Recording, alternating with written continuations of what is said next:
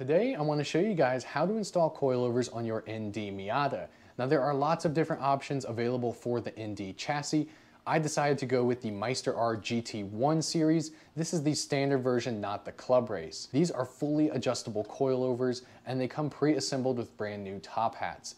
Not every coilover is going to come with new top hats. Some of them you might have to reuse the OEM ones, and not every coilover is going to be fully adjustable either. Some of them only have adjustments for the spring perches and the damping. But regardless, the installation process is generally the same amongst them all. However, there are slight variations which I will try to cover in this video.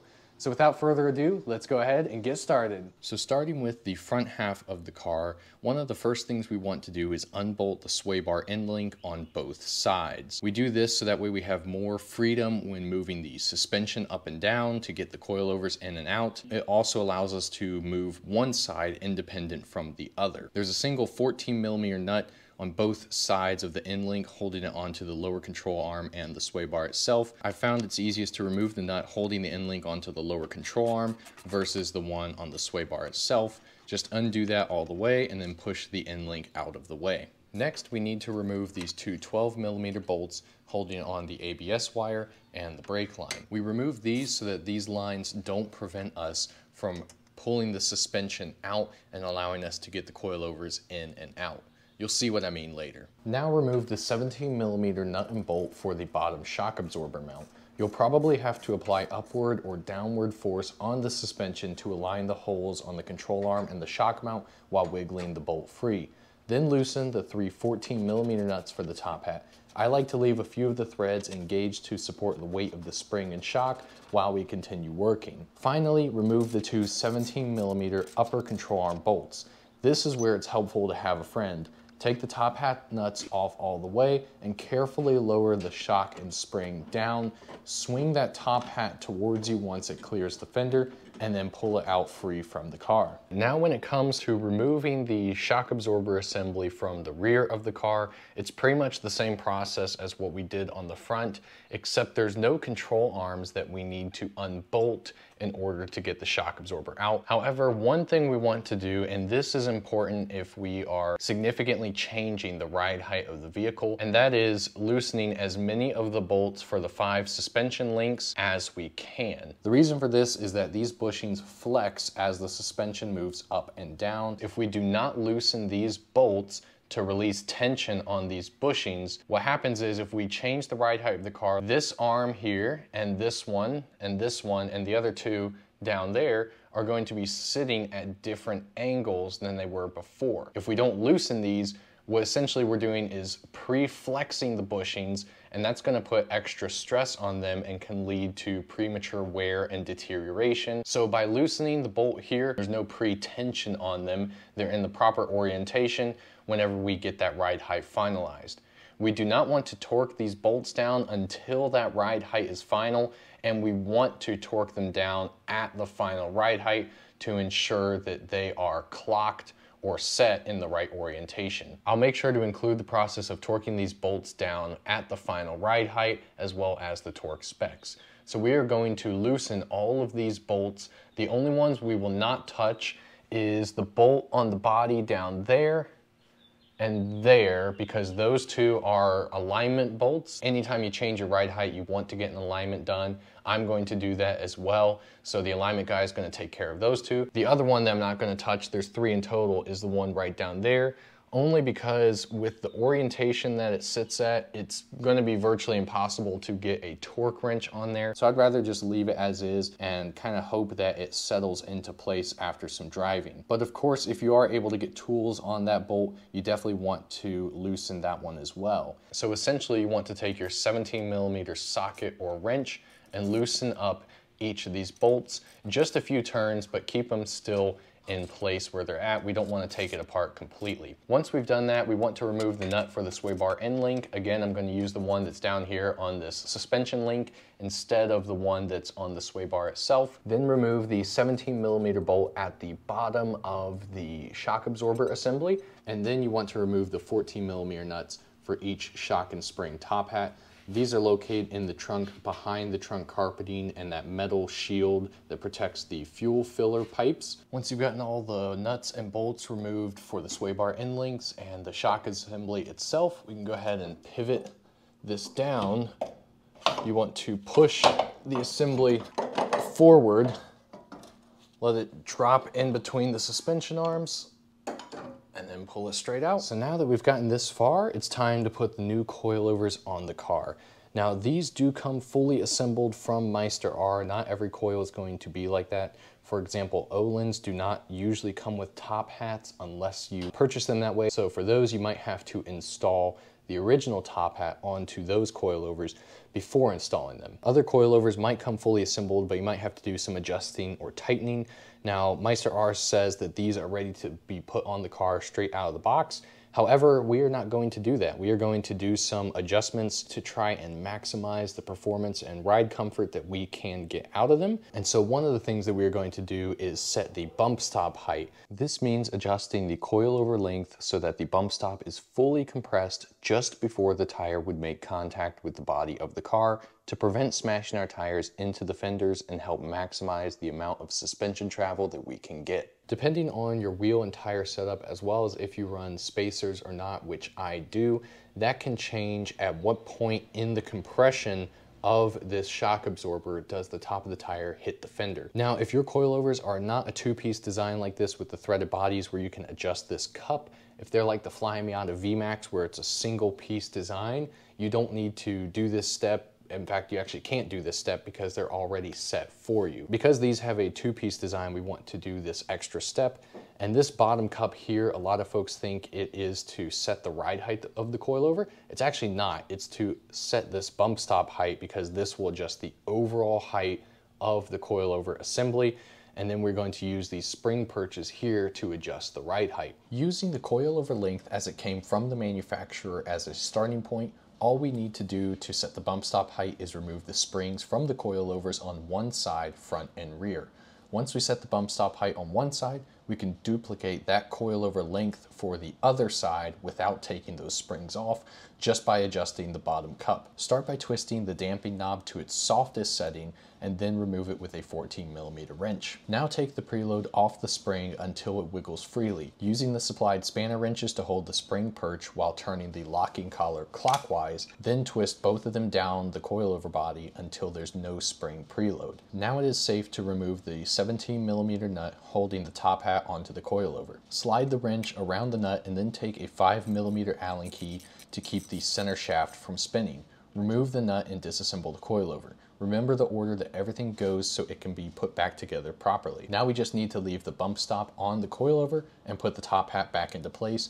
Don't forget that washer that goes underneath it.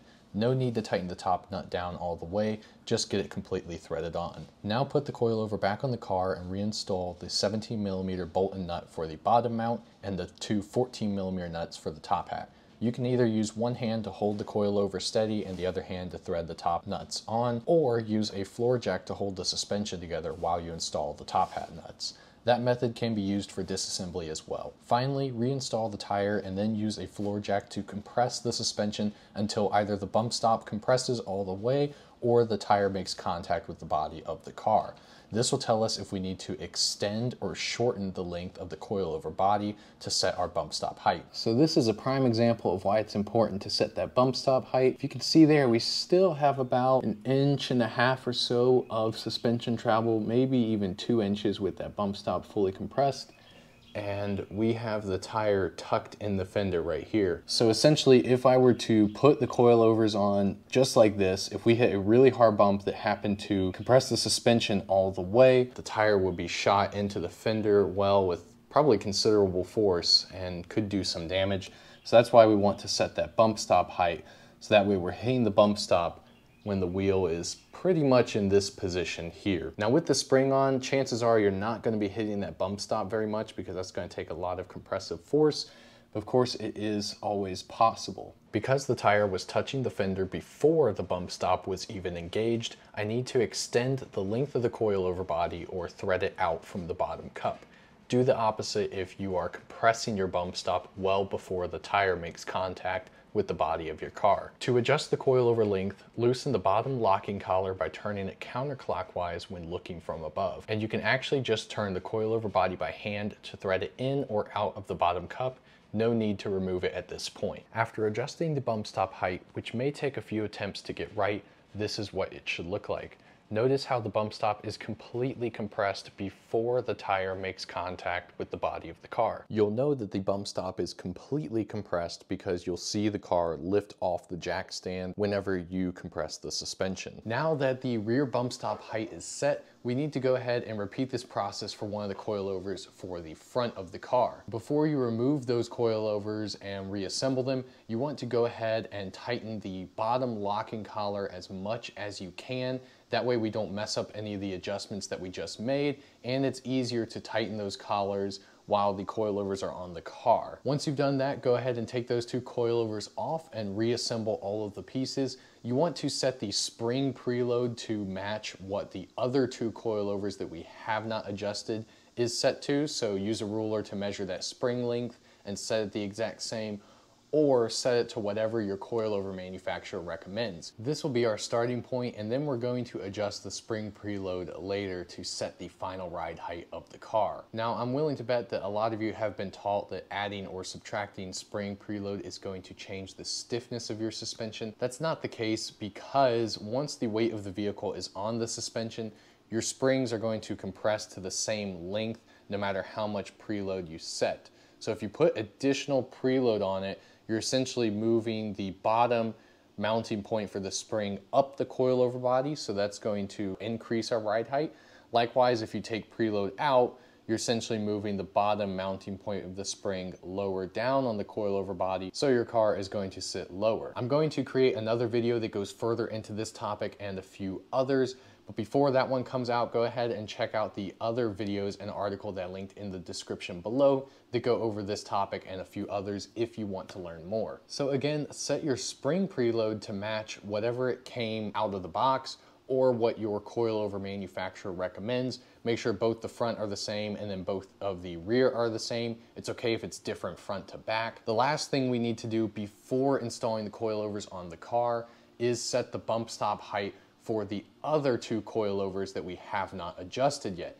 This is super simple. All we need to do is loosen the bottom locking collar on both of those two coilovers and then adjust the bottom cup so that the overall length of those coilovers matches the overall length of the ones we just adjusted. Once all that is completed, we can finally install our coilovers on the car. This is going to be the exact opposite process as taking them off. Doesn't matter if you start front, back, left, or right. Just make sure you get all of the suspension nuts and bolts tightened by hand.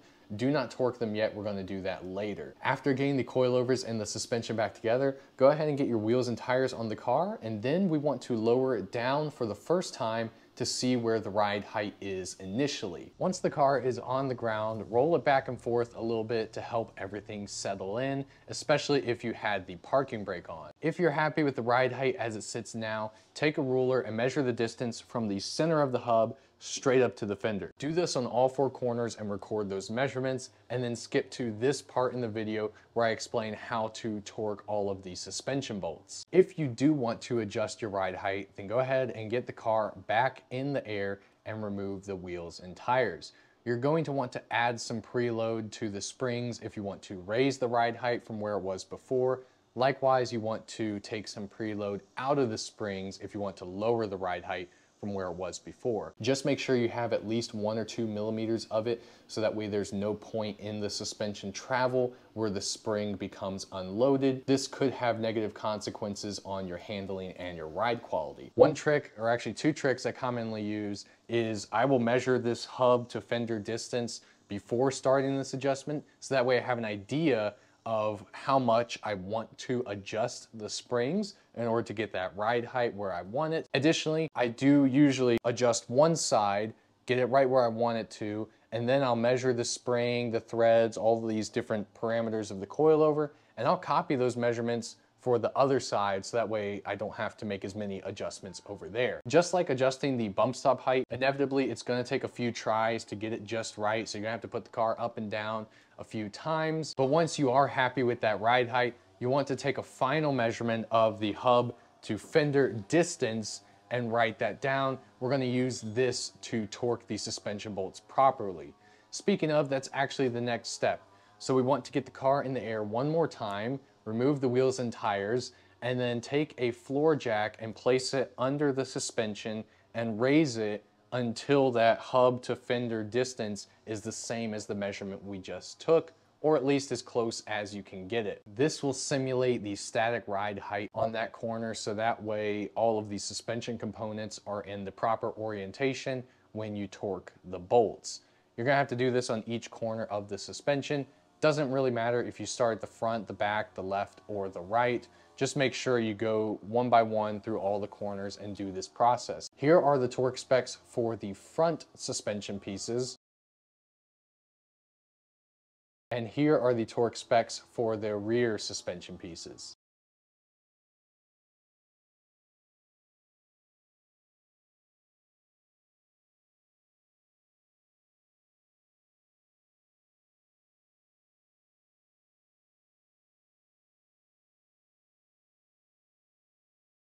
After torquing all those bolts, don't forget to reinstall the sway bar end link. You want to torque that 14mm nut down to this spec here.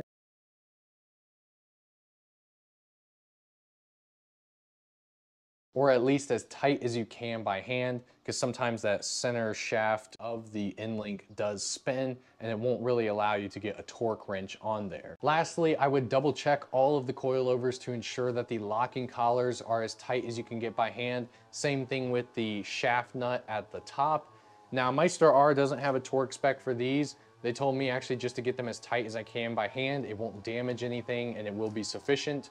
If your manufacturer does provide a torque spec, go ahead and use those. Some coilovers do have the option to add extended rear adjusters. These are super easy to install and make it a lot easier to adjust the damping on the rear coilovers without having to leave the carpet removed or feed your hand between the carpet and past that metal fuel filler shield. So to install these extended rear adjusters, there are a couple screws on them. We need to loosen the screw at the base of the extended adjuster and then slide that over the adjustment knob on the coilover itself. Then tighten down that screw so that the extended adjuster holds on tight to the adjustment knob on the coilover, but be careful not to strip it out. Now, you do have to drill or cut 2 holes into your trunk carpet to feed these extended adjusters through. There's not a specific location to put them in, just wherever you feel is best. That still allows you to route them from that side of the trunk carpeting to the coilover. Then remove the adjustment knob from the extended adjuster itself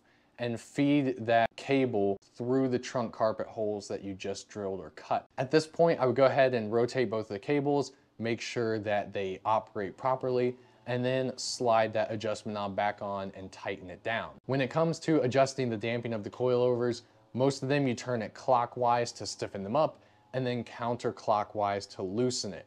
What you want to do is get them as stiff as possible and then count the number of clicks backwards from stiff that you want to set it at. Personally, I recommend starting right at the middle. So these Meister R's have 32 click adjustments.